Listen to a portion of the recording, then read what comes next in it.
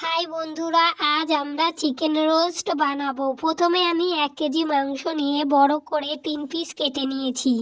কি কি উপকরণ লাগবে সেগুলো তোমরা এক নজরে দেখে নাও। এইগুলোই সব লাগবে: হলুদ গুঁড়ো, লঙ্কা গুঁড়ো, ধনে, জিরে গুঁড়ো আর নুন দিয়ে দেবো। আদা রসুন কাঁচা লঙ্কার পেস্ট 3 চামচ দিয়ে দিলাম। তারপরে টমেটো আর কাজু বাদামের পেস্ট দিয়ে দেব। তারপরে টক দই 3-4 চামচ। এরপর আমি কাঁচা লঙ্কা, ধনে পাতা আর কুচো আদা আর টমেটো সস দিলাম। এরপর আমি সয়া সস দিলাম।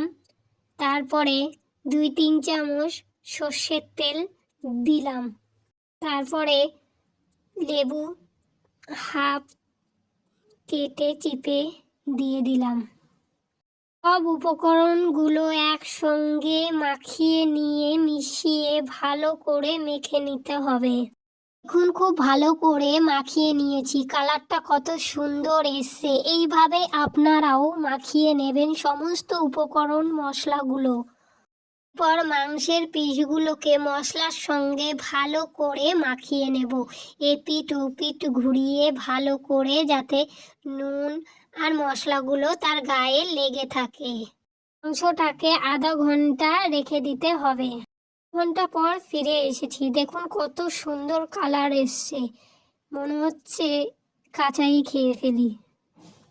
পরে আমরা কড়াইয়ের মধ্যে সর্ষের তেল দিয়ে একটা একটা করে মাংসের পিসগুলোকে ভেজে নেব। এভাবে এপিঠ ওপিঠ করে ঘুরিয়ে পাল্টে ভালো করে মাংসের পিস ভাজা ভাজা হবে আর লালচে লালচে হবে। দেখো, একটা ভাজা হয়ে গেছে। কি সুন্দর হয়েছে না কালারটা? এইভাবে তোমরা ভেজে নিও। আর একটা মাংসের পিস আমি ভেজে নিচ্ছি। এইভাবে তোমরাও বাড়িতে ট্রাই করো, দেখবে তোমরাও ভালো একটা খাবার বানাতে শিখবে। দেখো, মাংসের 3 পিস আমার ভাজা হয়ে গেছে। কত সুন্দর রং এসছে। দেখো, আমি খুব সুন্দরভাবে স্যালাড দিয়ে ডেকোরেশন করে নিয়েছি। তোমরাও করো আর প্রিয়জনদের খাওয়াও। এটা হচ্ছে কারি, মশলা কারি, খুব টেস্টি। আজকে আমার চিকেন রোস্ট কমপ্লিট। কেমন লাগলো বন্ধুরা? প্লিজ জানাও, কমেন্ট করো। ভালো লাগলে শেয়ার করো, পাশে থেকো। এতে আমরা উৎসাহ পাই। নতুন রেসিপি তোমাদের কিসের প্রয়োজন সেইগুলো শেয়ার করতে পারো। আমরা সেগুলো বানাতে চেষ্টা করব। তাহলে আমাদের পাশে থেকো আর ভালো থেকো, সুস্থ থেকো।